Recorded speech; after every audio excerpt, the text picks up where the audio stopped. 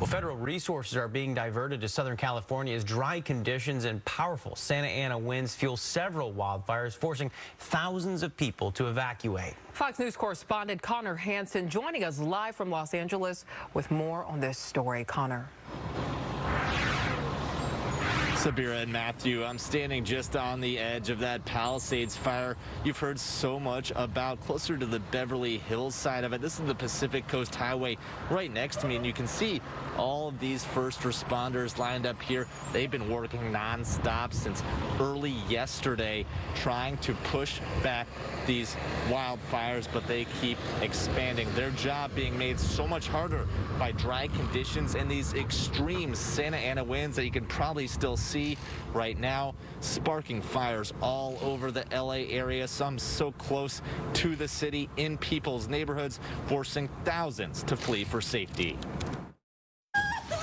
With flames and smoke billowing just feet away, an 85-year-old man and his son-in-law made a desperate escape from burning homes in Los Angeles. The man used a walker to head down a hill with dozens of others trying to escape after police ordered evacuees to abandon their cars and run.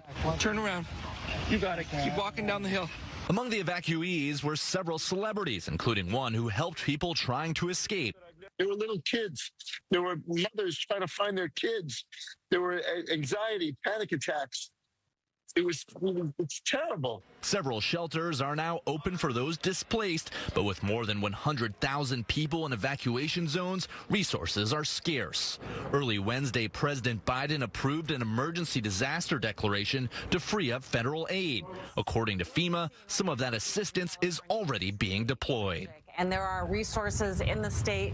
In fact, there's resources from 8 other states that have come in to help. Combined, the fires have burned more than 25,000 acres and destroyed or damaged at least 1,000 structures. Several people have lost their lives and several others have been seriously hurt.